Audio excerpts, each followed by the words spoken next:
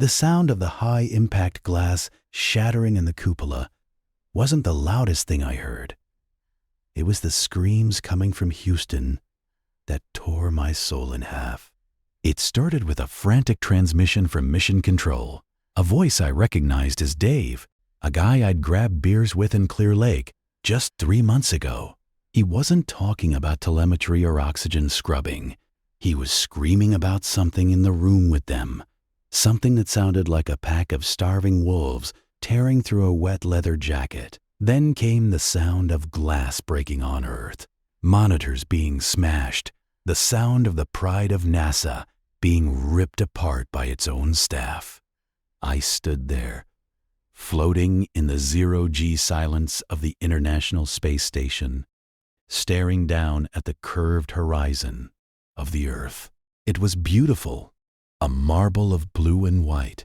But as the sun dipped behind the edge, the night side didn't sparkle with the usual grid of American electricity. Instead, I saw fire. Orange pinpricks of light blooming across the East Coast like a rash. New York, Philly, D.C., they weren't glowing. They were burning. The smell of ozone in the station suddenly felt like the smell of a funeral parlor.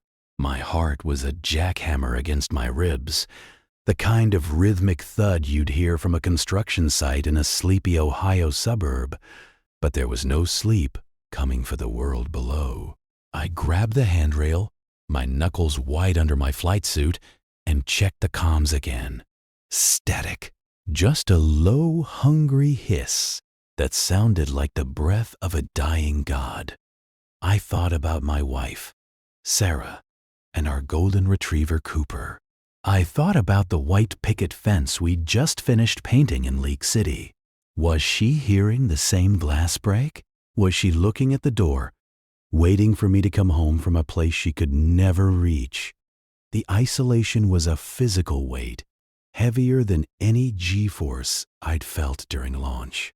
I wasn't just an astronaut anymore. I was a ghost watching his own grave being dug from 250 miles up. I moved toward the Russian segment, my breath coming in short, jagged gasps that fogged my visor. The lights flickered, a sickening yellow strobe that reminded me of a failing neon sign at a roadside diner in the middle of the Nevada desert. I found Yuri in the Zvezda module. He wasn't looking at the screens. He was looking at a photo of his daughter, his eyes vacant. He told me the Russian ground control had gone dark 20 minutes ago, right after a frantic report of the hungry dead storming the Kremlin. We were the most elite survivors in human history, and we were trapped in a tin can while the American dream turned into a nightmare of blood and teeth. The station groaned, a metal-on-metal shriek that sounded like a wounded animal, a piece of space debris, likely a dead satellite from a world that no longer cared about GPS, had clipped our solar arrays. We were losing power. I had to make a choice: die slowly in the dark of space, or take the Soyuz capsule back down to a world that had become a slaughterhouse. I looked at the American flag patch on my shoulder, the stars and stripes that represented a home that might not exist anymore. I felt a surge of cold, hard American grit. If I was going to die, it wasn't going to be as a spectator. I was going to die with my boots on the ground, fighting for whatever was left of the dirt that raised me. We prepped the Soyuz in a blur of muscle memory and terror. The re-entry was a violent, vibrating hell.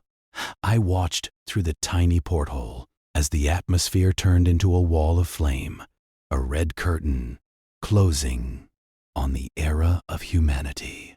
We landed hard, not in the Kazakh steppe like planned, but in the thick, humid soup of the Florida Everglades. The capsule bobbed in the dark water, the smell of swamp gas and burnt heat shield filling the cramped space. I cracked the hatch, and the first thing I heard wasn't the chirp of crickets or the call of a heron.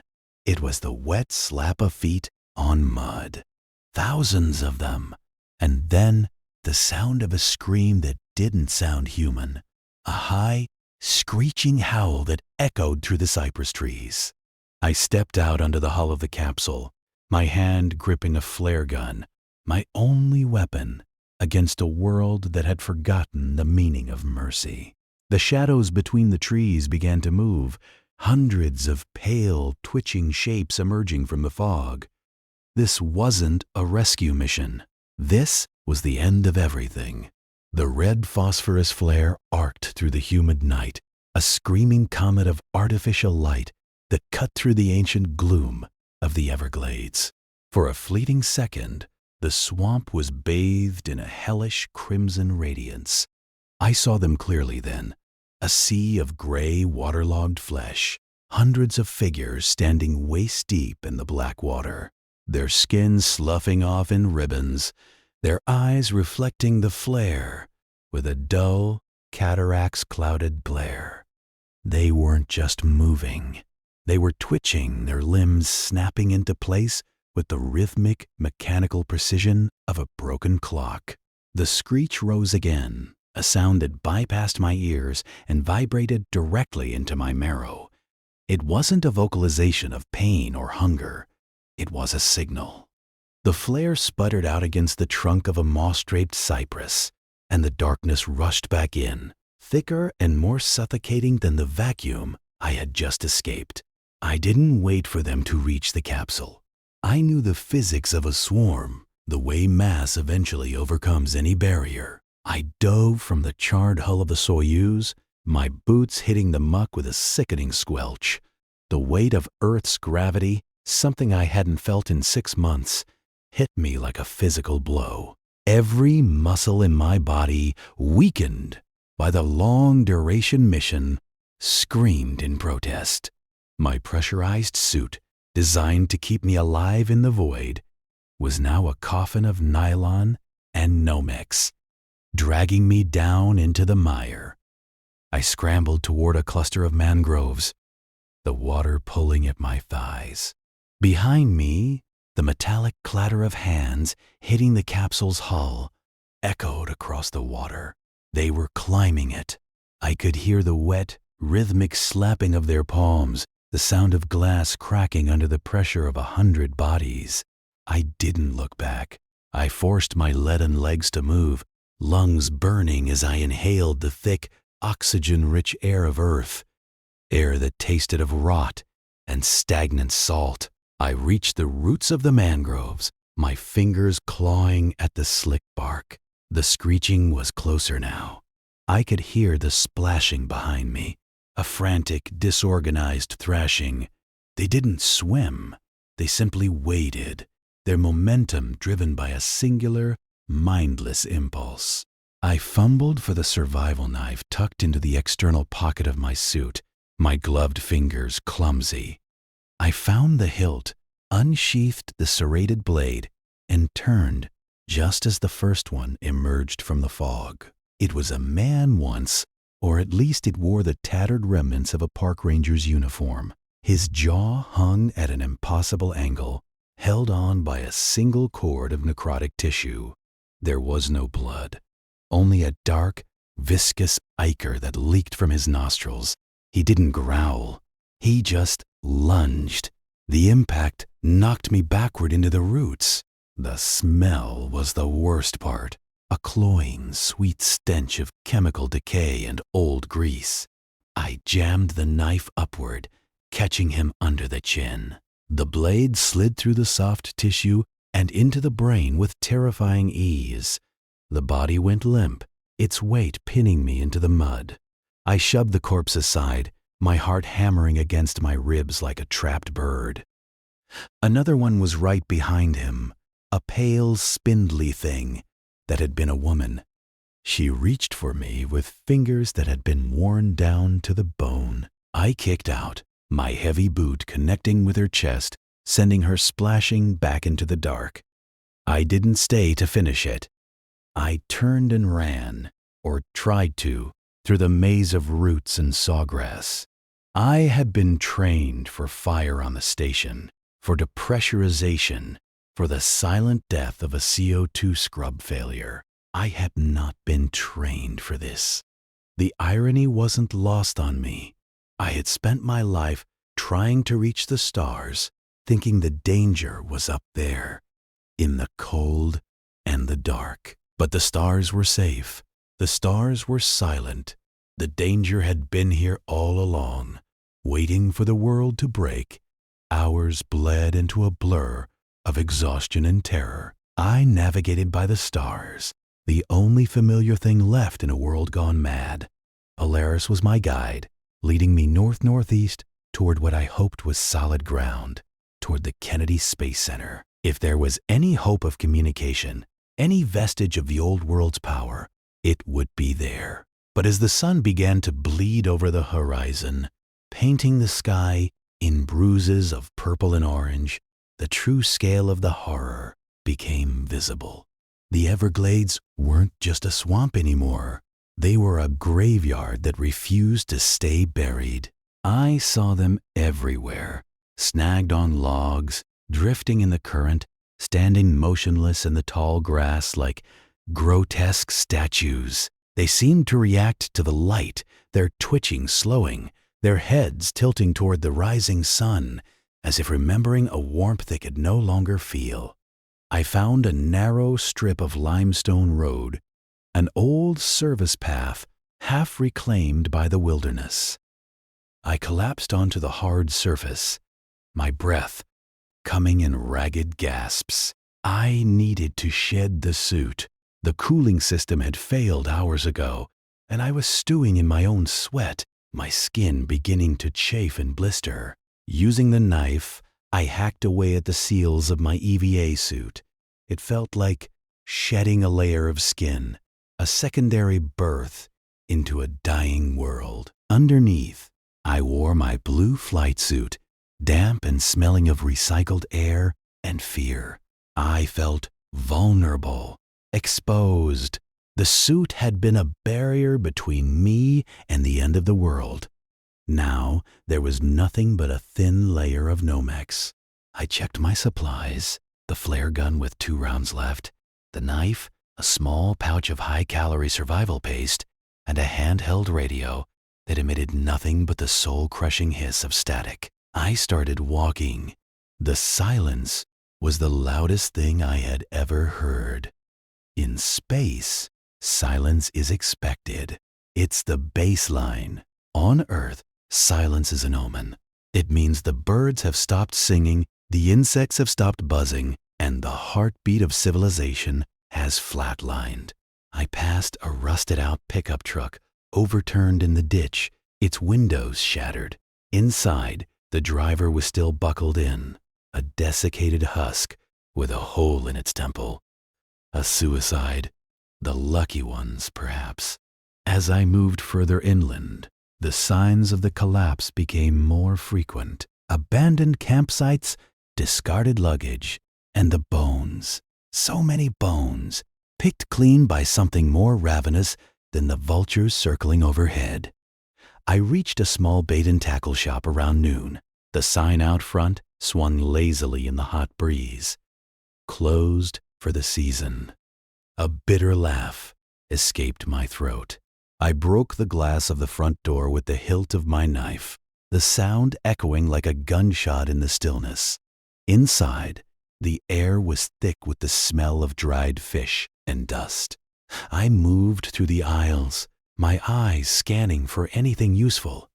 I found a gallon of bottled water, the plastic crinkling in my grip like a treasure beyond price. I drank half of it in one go, the lukewarm liquid feeling like nectar.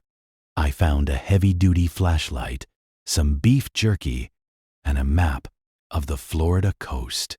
But as I reached for a box of shotgun shells behind the counter, a sound stopped me cold. A radio, not static, but a voice, low, rhythmic, and distorted. I followed the sound to the back office. Sitting on a desk was a shortwave set. its green light blinking feebly. I leaned in, my heart skipping a beat. It wasn't a broadcast. It was a recording, a loop played over and over. This is an automated emergency broadcast from the Cape. To any remaining personnel, the perimeter has been breached. Section 4 is compromised. We are initiating the deep freeze protocol. Do not approach the primary hangars. If you are hearing this, the world is gone. May God have mercy on those left under the stars. The message cut out, replaced by a series of digital tones. My hands shook. Deep freeze. I knew that protocol. It was a scorched earth policy, a way to ensure that the most sensitive technologies, and perhaps the last of the viable vaccines or research, were buried under miles of concrete and ice-cold fire. But it also meant there was a bunker, a place designed to withstand the end. I heard the wet slap of feet on the linoleum floor out front. Not one pair, dozens. They had followed the sound of the breaking glass. I looked at the back window. It was barred. The only way out was through. I grabbed a rusted machete from a display rack and the box of shells, though I had no gun to fire them. I stood behind the counter, my back against the wall, as the first of them rounded the corner. They weren't the slow, stumbling things of fiction. These were predators, their muscles taut despite the decay, their movements driven by a frantic, neurological fever. They saw me, and for a second, we just stared at each other, the last man from the heavens and the first monsters of the new earth. Then, the screeching began. It was a deafening, unified chorus of the damned. I didn't wait. I vaulted the counter, the machete swinging in a wide, desperate arc. The first blade strike caught a creature in the neck, the rusted metal biting deep. I didn't stop to see it fall. I put my shoulder into the next one, a massive man whose skin was translucent and mapped with black veins. We crashed into a rack of fishing rods, a tangle of carbon fiber and snapping lines. I scrambled up, kicking him in the face, feeling the bone give way. I burst through the front door, the sunlight blinding me for a fraction of a second. The parking lot was full of them. They were emerging from the sawgrass, crawling out from under the bait shop, dropping from the trees. I ran for the service road, my boots pounding the pavement. I could feel them behind me, the air displaced by their frantic movements. I wasn't an astronaut anymore. I wasn't a hero. I was a piece of meat running through a graveyard. I reached the truck I had seen earlier. The door was stuck, the metal warped. I yanked it with everything I had, the hinges screaming. It gave way just as the first one reached me. I didn't think. I just used the machete. The blade buried itself in the thing's skull, and I left it there, retreating into the cab of the truck. I fumbled for the driver's belt, unclicking the skeleton, and shoved the remains out the passenger door. I searched the floorboards, the glove box, the sun visor, keys. I found them dangling from the ignition. The engine groaned, a pathetic dying sound. "Come on," I whispered, my voice cracked and raw. "Come on, you piece of junk." The creatures were hammering on the glass now, their faces pressed against the windows, their mouths opening and closing in a silent, rhythmic chant. The glass began to spiderweb. I turned the key again. The engine sputtered, caught, and then roared to life with a cloud of black smoke. I slammed it into gear and floored it. The truck lurched forward, crushing several of the things under the tires. I didn't look back. I drove until the bait shop was a speck in the rearview mirror, until the Everglades began to give way to the suburban sprawl of the coast. But the sprawl was worse. The highways were clogged with thousands of cars, a river of steel that had turned into a tomb. I saw the charred remains of military convoys, the blackened husks of tanks that had been overrun. This wasn't a war. It was an extinction event. I had to abandon the truck when the road became impassable. I began to walk along the shoulder of the I-95, moving through the silence of a million dead dreams. I saw signs for Disney World, for the beaches, for the happiest place on earth. Now, the only thing happy was the mold growing on the billboards. My mind started to wander, the psychological toll of the transition, from the absolute isolation of the ISS to the crowded horror of Earth, beginning to fracture my resolve. I remembered looking down at Florida from 250 miles up. It had been a thumb of light, a beautiful, sparkling jewel in the dark. I had envied the people down there. I had longed for the wind and the rain. Now, I would give anything to be back in that tin can, watching the world die from a distance, rather than feeling its rot under my fingernails. I reached the outskirts of Titusville by nightfall. The sky was clear, the stars mocking me with their cold, indifferent beauty. I found a suburban house that looked relatively intact. I climbed through a window, my knife drawn. The house was empty, or at least empty of life. A family sat at the dining room table. Mother, father, 2 children. They had finished their last meal, then finished themselves. A half-empty bottle of wine and 4 empty glasses sat among the plates of moldy pasta. They looked peaceful in a horrifying sort of way.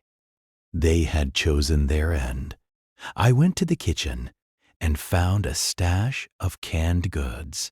I ate a can of cold peaches, the syrup coating my throat, the first sweet thing I'd tasted in what felt like a lifetime. I sat on the floor, my back against the refrigerator, and finally, I wept. I wept for my crewmates who had burned up in the atmosphere. I wept for the 7 billion souls who had been turned into twitching husks. And I wept for myself, the man who had traveled to the heavens only to find that hell had moved into his backyard. But as the first light of dawn touched the kitchen floor, I saw something that stopped my breath. On the refrigerator, held by a small magnet shaped like a space shuttle, was a drawing. It was a child's rendering of an astronaut. "Welcome home, Daddy," it said in shaky, colorful letters. I looked at the table. The father? He was wearing a NASA lanyard. I stood up, my legs shaking, and walked over to him. I reached out and gently pulled the lanyard from his neck. The badge read, Dr. Elias Thorne, lead researcher, Project Deep Freeze. The coincidence was too much. A cruel joke played by a god with a sick sense of humor. But in his cold, stiff fingers, he was clutching a map. Not a map of the stars, but a map of the Kennedy Space Center's underground utility tunnels. And there was a note scrawled on the back, "The code is the launch date of Apollo 11. The air is still clear in the sublevels. If anyone is left, find the seed." I realized then that I wasn't just a survivor. I was a delivery boy. I was the only person on the planet with the EVA training to handle the high-pressure seals of the deep freeze vault, and the only one with nothing left to lose. I took the map and the lanyard. I walked out of the house and back into the heat. The screeching was starting again in the distance, a morning call for the monsters. I looked up at the moon, a pale ghost in the morning sky. I had been there once. I had touched the face of the unknown. Now I had to descend into the guts of the world to save what was left of its soul. I started walking toward the cape, my hand gripping the hilt of the machete. I was a NASA astronaut, the last survivor of the stars, and I was going home, one bloody step at a time. The heat off the Florida asphalt didn't just shimmer, it vibrated, a rhythmic distortion that made the rusted husks of abandoned SUVs look like they were breathing. I kept to the tree line, where the shadows of the saw palmettos offered a fraction of relief, though the humidity was a physical weight, a wet wool blanket draped over my lungs. Every few hundred yards, I stopped, pressing my back against the rough bark of a pine, my ears straining for that sound. It wasn't just the screeching anymore. It was the clicking, the sound of their teeth snapping together in anticipation of ascent. Up in the ISS, the silence had been sterile, a vacuum of sound that felt like peace. Down here, the silence was a predator, a coiled spring waiting to snap. My boots, heavy and reinforced, felt alien on the soil. I was used to the weightlessness, the effortless glide of a body untethered by gravity. Now, every step was a battle against the Earth itself, a reminder that I was no longer a celestial observer, but a terrestrial target. The lanyard around my neck felt like a lead weight. 07-16-69, July 16th, 1969. The day the Saturn V roared to life and carried 3 men toward the moon. Now, that date was a skeleton key to the basement of a dying world. As the massive, boxy silhouette of the Vehicle Assembly Building, the VAB, loomed on the horizon, the scale of it hit me with a fresh wave of grief. It was one of the largest buildings by volume in the world, a monument to human ambition that now looked like a sun-bleached tombstone. The American flag painted on its side was peeling, the stripes looking like bloody claw marks. I reached the perimeter fence, the chain link twisted and torn, as if something massive had simply walked through it without noticing. I didn't head for the main doors. The note had been specific: the utility tunnels. I found the access grate near a dried-up drainage ditch, half hidden by overgrown kudzu that looked like green tongues licking the concrete. I wedged the machete into the seam and heaved. The metal groaned, a shrill, piercing sound that echoed across the flat landscape. I froze. A mile away, a chorus of screeches erupted in response. They were coming. I slipped into the dark, pulling the grate shut just as the first of them, a shambler whose skin had been tanned to leather by the Florida sun, stumbled into the clearing above. The air in the tunnels was different. It was cool, smelling of ozone and stagnant water, but it was still. I clicked on my tactical light, the beam cutting through the gloom to reveal miles of pipes, conduits, and thick bundles of fiber optic cables. This was the nervous system of the Cape, the hidden veins that had once pumped the lifeblood of the space program. I followed the map scrawled on the back of the note, my footsteps echoing with a hollow metallic ring. I felt like I was back in the station, navigating the cramped corridors of the Zvezda module. But instead of the hum of life support systems, there was only the dripping of condensation and the scuttling of things I didn't want to name.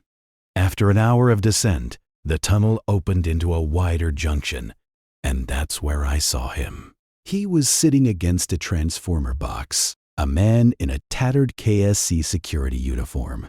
His head was slumped, but as my light hit him, he looked up. He wasn't one of them. Not yet. His eyes were clear, though rimmed with a terrifying, feverish red. "You're late for the launch," he rasped, his voice sounding like sandpaper on stone. His name tag read Holloway.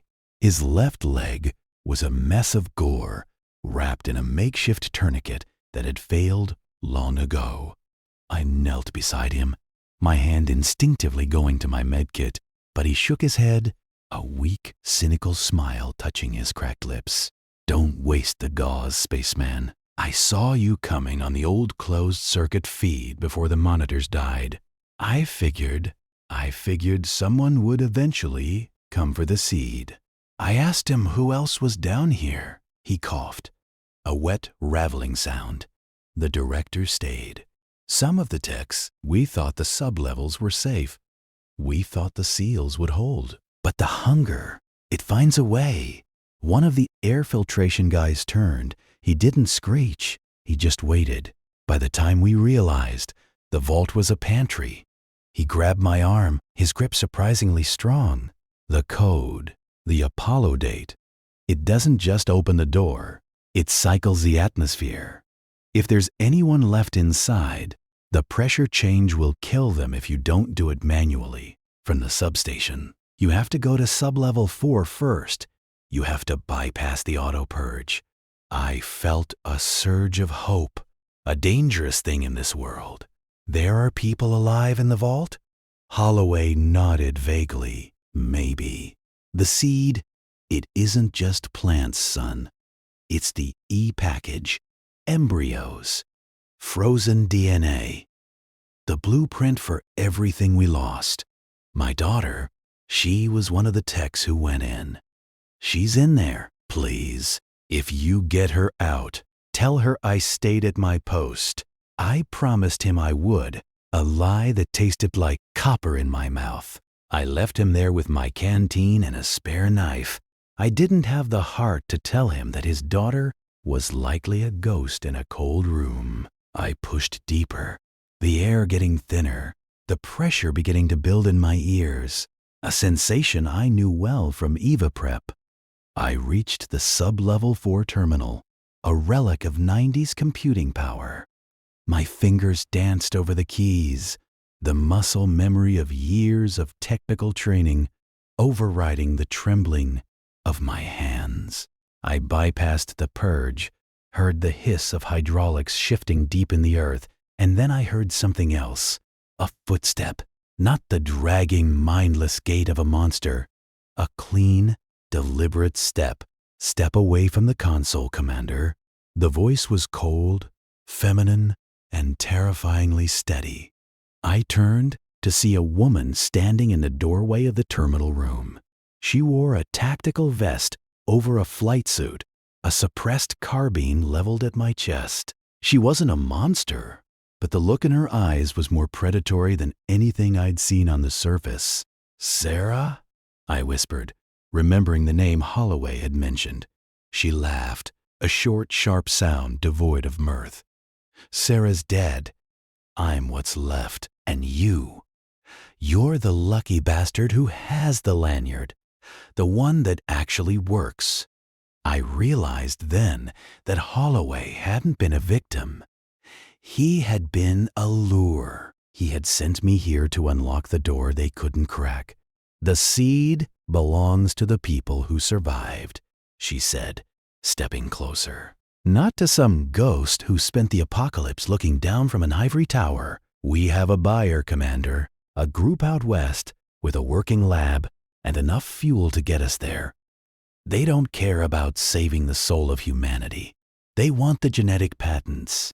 They want the power to decide who gets to be born in the new world." The betrayal cut deeper than any claw.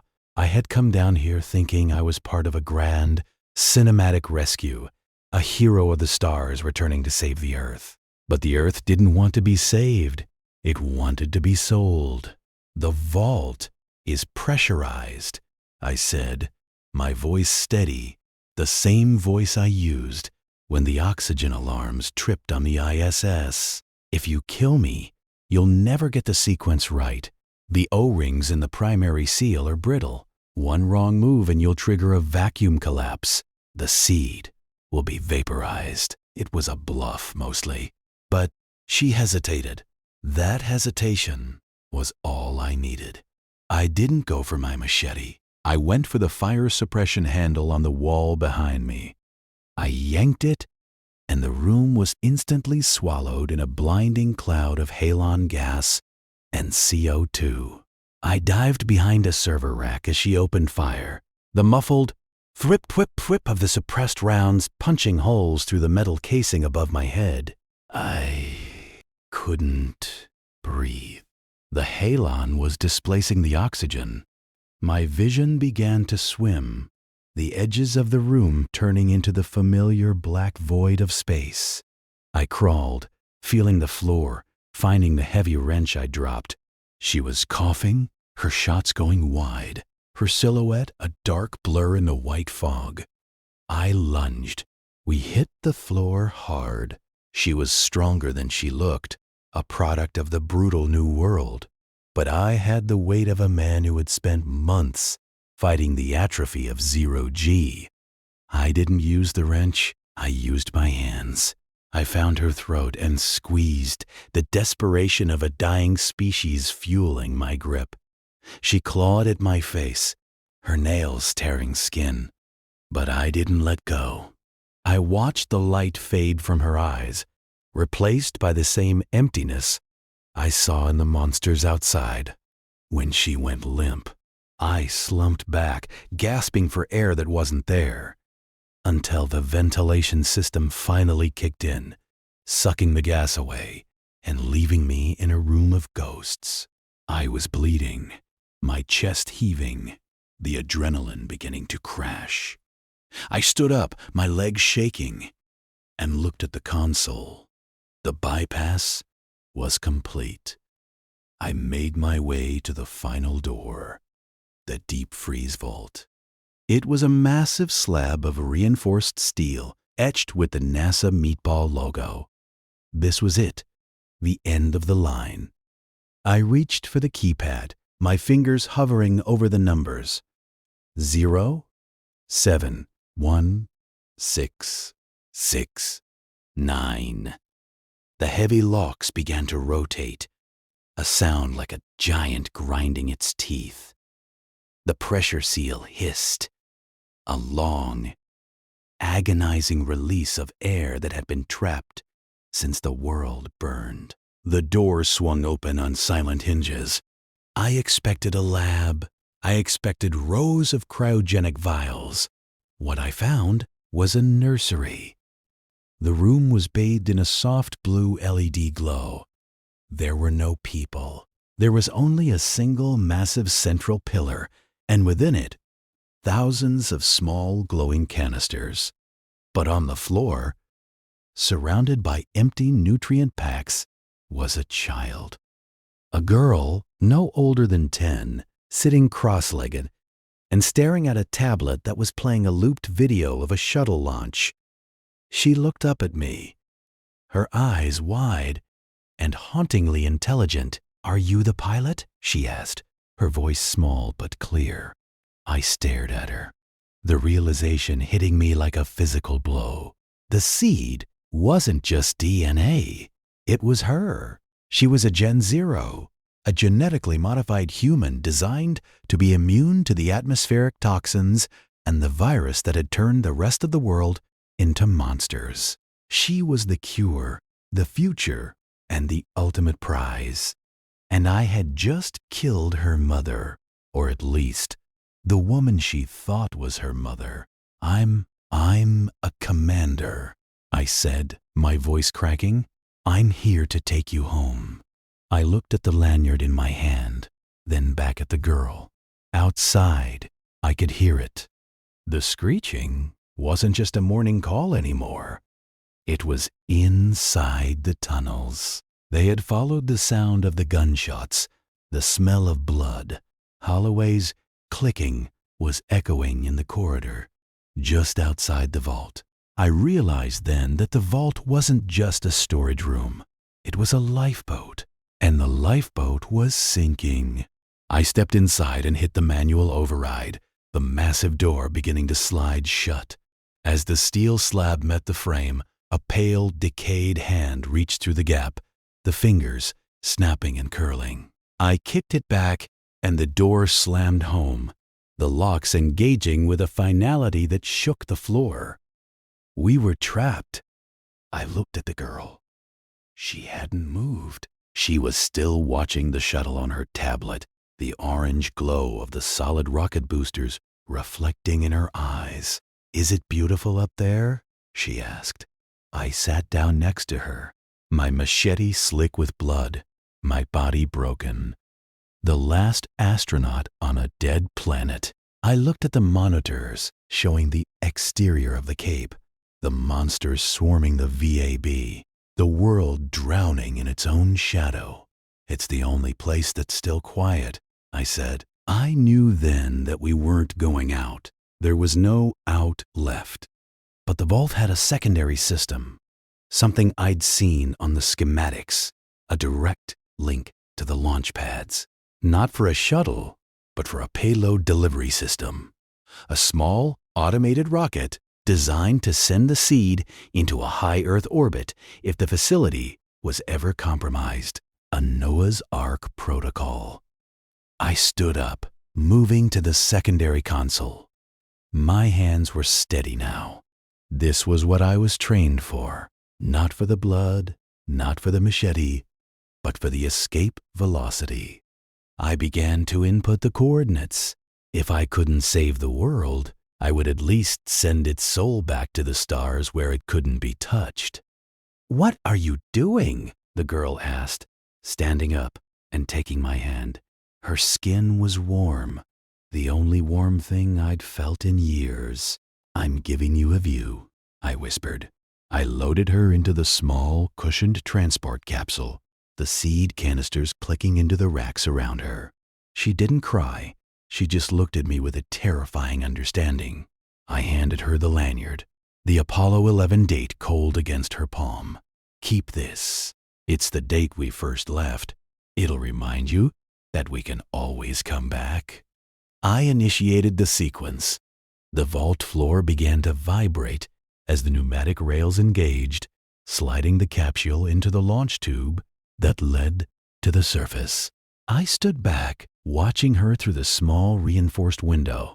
As the countdown hit 0, the capsule vanished, sucked upward by a burst of high-pressure nitrogen. I heard the distant, muffled roar of the rocket ignition from the pad outside.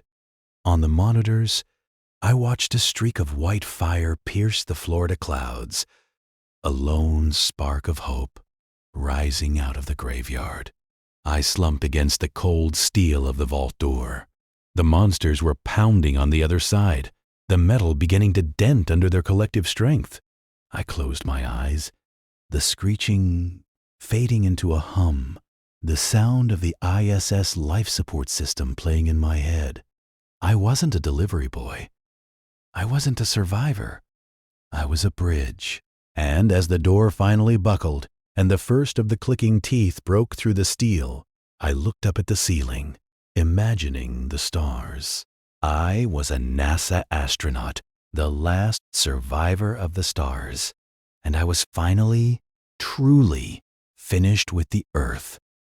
I reached for my machete one last time, a smile touching my lips as the darkness rushed in.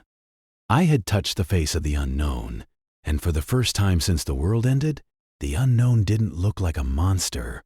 It looked like a beginning. The door didn't just break, it disintegrated under the sheer, mindless pressure of the horde. It was a slow-motion catastrophe, the rivets popping like gunshots, the reinforced steel warping into a jagged grin that let the stench of the dead flood the sterile ozone-scented air of the control room. I didn't scream.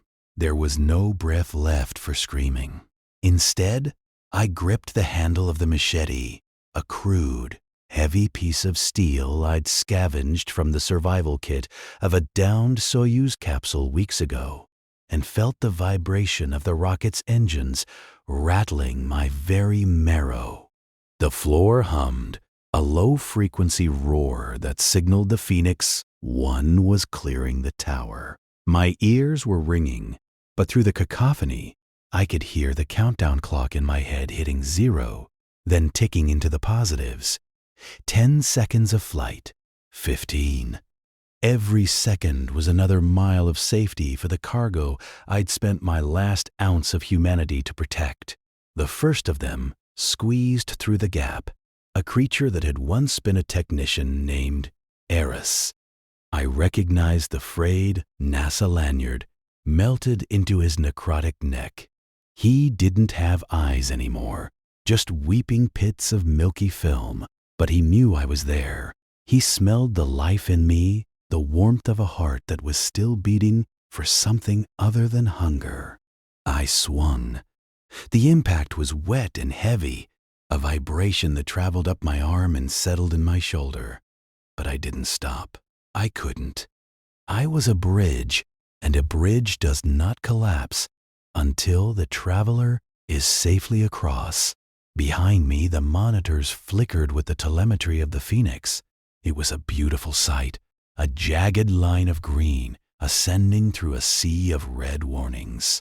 The vibration in the floor intensified as the rocket hit max Q, the point of maximum aerodynamic pressure. I felt it in my chest, a phantom weight pressing down on me as if I were the one in the pilot seat, enduring the 3 Gs of acceleration. I wasn't there, though. I was here, in the dark, in the blood, in the final stand of the human race. Another creature lunged, its jaw unhinged in a way no living humans could, and I buried the blade in its collarbone. I was pushed back against the console, my hand slapping against the keyboard, sending a flurry of commands into the void. The screen turned gold. Orbital insertion phase 1, commencing. I laughed, a jagged, bloody sound that was lost in the shrieks of the monsters. They were coming in faster now, a tide of gray flesh and clicking teeth, a wave of entropy trying to snuff out the last spark of order in the universe. I thought about the cargo, not people. We were too heavy, too fragile, too prone to turning into these things. The cargo was the essence of us. 3 million frozen embryos, a billion terabytes of compressed history, art, music, and the DNA sequences of every plant and animal we hadn't already destroyed. It was the seed of a second chance, destined for the lunar outpost I'd helped build 3 years ago, a place where the air was recycled and the doors were locked from the inside by airlocks that no mindless beast could ever hope to crack. The room began to tilt. No, that was me. My legs were giving out. A clawed hand ripped through the fabric of my flight suit, tearing into the meat of my thigh. The pain was distant, an abstract concept filtered through the high-octane adrenaline of a man who had already accepted his death. I kicked out, my heavy boot connecting with a rib cage that snapped like dry kindling. But more were filling the space. They were a collective, a singular hunger that didn't care for its own survival, only the consumption of the other. And I was the ultimate other. I was the memory of the stars, the representative of a species that had dared to look up. I hacked and slashed, my movements becoming rhythmic, a macabre dance in the flickering light of the emergency strobes. I remembered the first time I went to space, the way the atmosphere looked like a thin, fragile ribbon of blue silk draped over the abyss. I had cried then, overwhelmed by the beauty of a world that seemed so eternal. How foolish we were. We thought the end would come from the sky asteroids, aliens, the sun burning out. We never thought it would come from within, a microscopic hitchhiker that turned our own biology against us, stripping away the soul and leaving only the machinery of appetite. I fell to one knee, the machete slipping from my slick palm. A creature with the remnants of a lab coat draped over its skeletal frame sank its teeth into my shoulder. I didn't feel the bite so much as I felt the cold, a deep, crystalline cold that started at the wound and began to race toward my heart. The infection. It was fast. I'd seen it take a man in minutes, but I had minutes. I reached up with my free hand, grabbing the edge of the primary control console, and pulled myself upward. I needed to see. One last look. I turned my head toward the main view screen, which was slave to the external cameras of the launch complex. The Phoenix 1 was a tiny, brilliant dot now, a star moving against the grain of the constellations. It had cleared the stratosphere. The boosters fell away, tumbling back toward the dying Earth like spent shells, while the second stage ignited, a blue-white flame that looked like the very finger of God drawing a line in the sand. "Go," I whispered, though my throat was filled with blood. "Go, and don't look back." The monsters were all over me now, a weight of cold flesh that bore me down to the floor. I felt my bones groan under the pressure, the air being squeezed out of my lungs. But as the darkness of the room began to merge with the darkness in my vision, the monitors gave me one final gift. The payload shroud separated. I watched as the new Genesis module emerged, its solar arrays unfurling like the wings of a golden dragonfly. It was caught in the sunlight of high orbit, glowing with a brilliance that seemed to wash away the filth of the bunker. It was out of reach. The clicking, the growling, the tearing, it all began to fade, replaced by a profound, heavy silence. It was the silence of the vacuum, the quiet I had grown to love during my 6 months on the ISS. Up there, you realize how much noise the world makes. The hum of traffic, the rustle of leaves, the constant low-frequency thrum of 7 billion people living and dying. But in the void, there is only your own breath and the heartbeat of the universe. I felt my heart slow. The cold was in my chest now, a numbing frost that stilled the panic and the pain. My eyes stayed fixed on that golden speck on the screen. It was moving toward the moon, toward the hidden cradles of the Shackleton crater, where the machines would wake up and begin the long, slow work of rebuilding. They would wait. They would wait for the virus to burn itself out on Earth, for the last of the monsters to starve in the ruins of the cities we built. They would wait centuries if they had to. And then the seeds would be planted. The first generation of the new world would be born in the silver light of the moon, looking down at the green and blue marble of their ancestral home, wondering about the people who had sent them there. They wouldn't know my name. They wouldn't know the name of the technician in the hallway or the pilot who died at the gates, and that was okay. We were the foundations buried in the mud so the spire could reach the clouds. One of the things, a small one, perhaps a child once, pressed its face against my visor. Its teeth scraped against the polycarbonate, a sound like nails on a chalkboard. I looked into its clouded eyes, and I didn't feel hatred. I felt a strange, detached pity. It was a prisoner of its own biology, just as we had been prisoners of our own greed and short-sightedness. But the cycle was broken now. The cargo was gone. The bridge was falling, but the traveler was safe.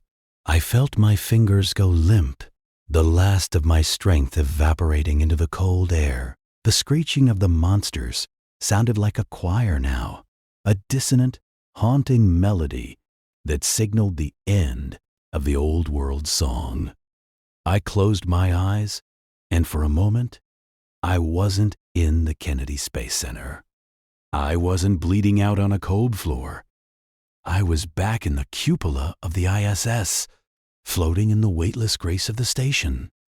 I saw the sun rising over the limb of the Earth, a blinding flash of gold that turned the clouds into fields of fire.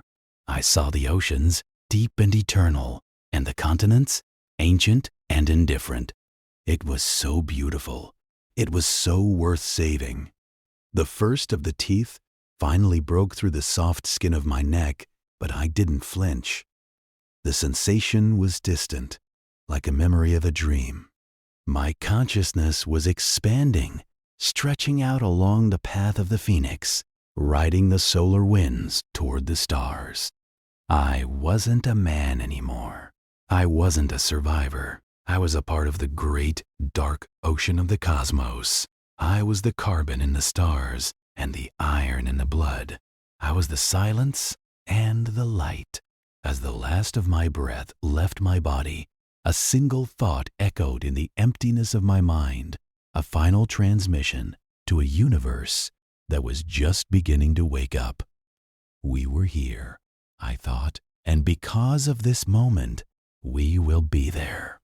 The darkness rushed in, thick and heavy, but it wasn't the darkness of the grave. It was the darkness of the nebula, the fertile blackness where stars are born.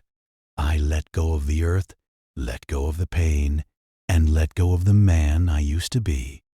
I was a NASA astronaut, the last survivor of the stars, and as the world ended beneath me, I finally, truly, found my way home. The clicking stopped, the hunger stopped. There was only the long, golden flight into the morning of a new eternity. I was gone, and yet, for the first time in history, humanity was finally, irrevocably free. The transition wasn't instantaneous. It was an agonizing, beautiful stretching of the soul. I could feel the microscopic invaders moving through my veins, a cold, crystalline structure of non-life, attempting to rewrite the code of my being. They wanted my muscles to twitch. They wanted my lungs to gasp for air I no longer needed. They wanted to turn me into a vessel for their mindless proliferation, but they were too late. The human part of me, the part that dreamt and calculated orbital mechanics, was already untethering. I watched the room from a height I hadn't possessed in life. I saw my own body, a crumpled heap of white fabric and red stains, surrounded by a dozen of the creatures. They were tearing at the suit, frustrated by the Kevlar and the Nomex, fighting each other for a taste of the dying pilot. From this vantage point, they looked pathetic. They were the ultimate expression of Earth's failure, a biological dead end, a fire that consumes its own fuel until nothing but ash remains. But above them, through the reinforced glass of the observation port, the sky was a different story. The Florida night was clear, the stars undimmed by the artificial lights of a civilization that had gone dark years ago.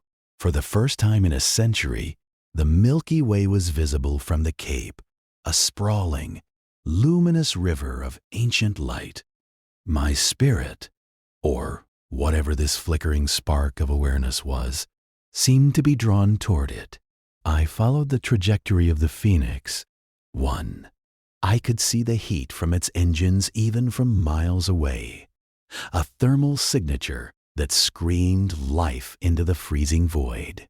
It was passing through the ionosphere now, the air thinning until the friction ceased. The shaking would have stopped for the cargo. The silence would have taken over. I imagined the embryos in their cryopods, drifting in their dreamless sleep, unaware that they were the last of their kind, unaware of the weight of the future resting on their microscopic shoulders. They were the seeds of Socrates, of Da Vinci, of Marie Curie. They carried the potential for every symphony never written and every planet never explored. I thought of my wife, Sarah. She had been the first to go when the cities fell. I had watched from the ISS, helpless as the lights of Houston flickered and died. I had spent months in that tin can, watching the world burn, wondering why I had been spared. I thought I was being punished, left alive to witness the funeral of my species.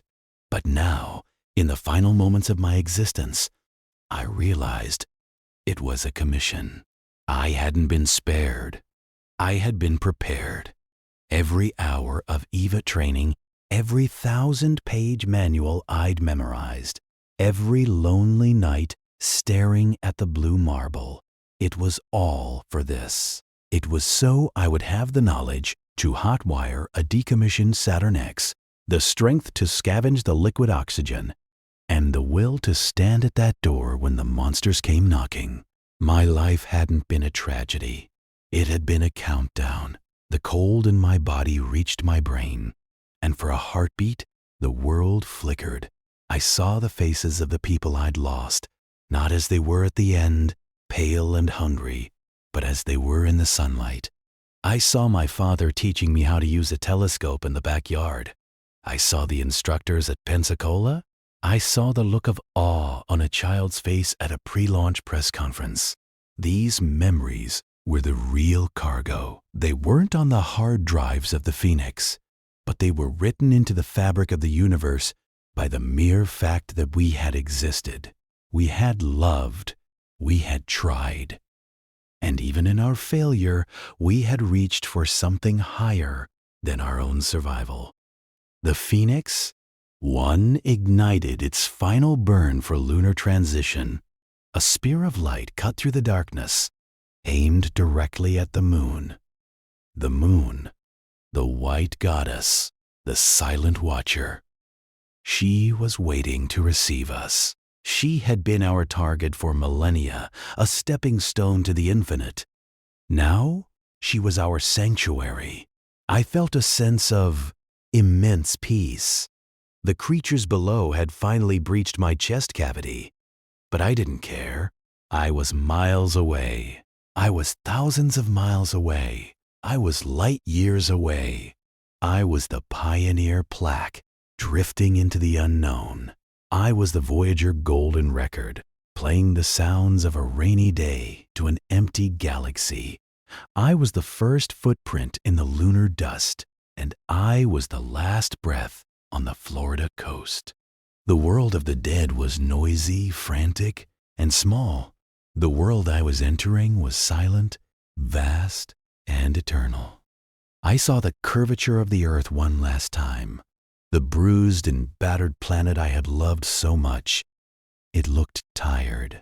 It looked like it needed to sleep, to heal, to let the forests grow over the concrete scars we had left behind. And perhaps, in 1,000,000 years, when the descendants of the Phoenix returned, they would find a world reborn. A world that remembered how to be a garden instead of a graveyard. That was the hope. That was the beginning I had seen in the eyes of the unknown. It wasn't the end of everything. It was just the end of the prologue. The real story was just starting, out there among the stars where the monsters couldn't follow. I felt my consciousness thinning, spreading out until I was nothing but a whisper in the solar wind. My last tether to the bunker snapped. The pain vanished. The hunger vanished. The sound of clicking teeth was replaced by the harmony of the spheres, a resonance that vibrated through the very soul of the cosmos. I wasn't an astronaut anymore. I wasn't a survivor. I was the bridge. And I had held. The traveler was safe. The mission was a success. And as the golden speck of the Phoenix disappeared into the shadow of the moon, I finally closed my eyes and let the light of 1,000 suns carry me home. I was a NASA astronaut, the last survivor of the stars, and I was finally, truly at peace. The darkness wasn't a monster. It was the cradle of the future. It was the silence before the first word of a new world. And it was beautiful. It was so very beautiful. I drifted further, the gravity of the earth losing its grip on my spirit. I saw the blue marble shrink, becoming a marble, then a dot, then a memory. I passed the orbit of the moon, sensing the arrival of the new Genesis module as it began its automated descent. I saw the lunar dust kick up in a silent plume, the first stirrings of life on a dead world. I saw the lights of the outpost flicker on, a new constellation burning on the surface of the moon. It was enough. It was more than enough. I turned my back on the sun and looked out into the deep, welcoming black of the interstellar void. There were other stars. There were other worlds. And maybe, somewhere out there, someone was looking back, waiting for us to arrive. I wasn't afraid. I was curious. I was an explorer. And the mission wasn't over. It was just entering its next phase. I leaned into the vastness, a lone spark in the infinite, and began the long journey toward the next sunrise. The end of the world was just the beginning of the universe. And I was ready. I was finally ready to see what was next. The stars were waiting, and for the first time in my life, I didn't need a rocket to reach them. I was already there. I was home. I was free. I was human. And humanity would never truly die as long as there was a single light burning in the dark. I watched that light until it was the only thing I could see, and then I became the light itself. The story of Earth was over. The story of the stars had just begun, and it was a story worth telling. It was a story worth dying for. It was the only story that ever really mattered. The bunker's air grew cold as the life support systems failed, the last of the oxygen being sucked out by the breach. I could see my own breath frosting on the inside of my visor, a tiny cloud of diamonds in the red emergency light. Each exhale was shorter, shallower, a fading rhythm against the backdrop of the rocket's receding thunder. The smell of the swamp, salt water, decay, and damp earth filtered in through the cracks, a reminder of the world that was reclaiming its territory. The Everglades were moving back into the launch complexes, vines choking the gantries, gators nesting in the flame trenches. Nature was indifferent to our extinction. It didn't hate us. It just didn't need us anymore. We were a fever that had finally broken, but the phoenix was different. The phoenix wasn't a fever. It was a seed. It was the best of us, stripped of our flaws, packaged in titanium and glass. I felt a surge of pride, a final, defiant spark of human ego. We had done it.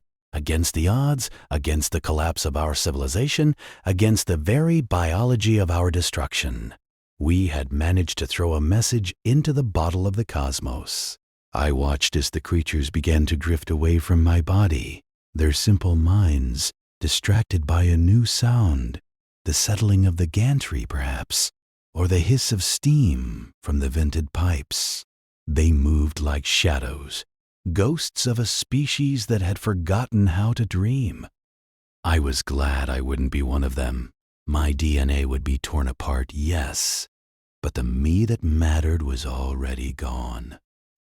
I was riding the radio waves of the Phoenix's telemetry. I was the heartbeat of the AI as it calculated the orbital insertion.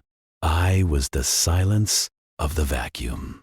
I remembered the feeling of being in a spacesuit, the way the world is reduced to the sound of your own breathing, and the sight through the gold-tinted visor. It was the most lonely and most connected I had ever felt. Now, that feeling was permanent. I was the ultimate astronaut, drifting without a suit, without a ship, without a tether. The stars weren't just points of light anymore.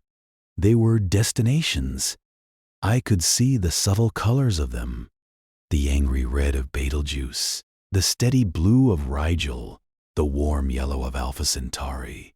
They felt like friends, waiting for me to catch up. I looked back at the Earth one last time. From this distance, the fires were invisible. The ruins were gone. The monsters were nothing. It was just a beautiful, fragile blue ball, hanging in the dark, a jewel that had birthed a race of dreamers who had eventually outgrown their cradle. We were a difficult, violent, brilliant species, and I was proud to have been one of them.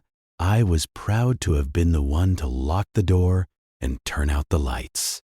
The transition was complete.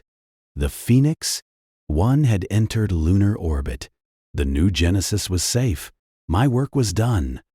I felt the last of my consciousness dissolve into the cosmic microwave background radiation, the ancient echo of the Big Bang. I was no longer a NASA astronaut.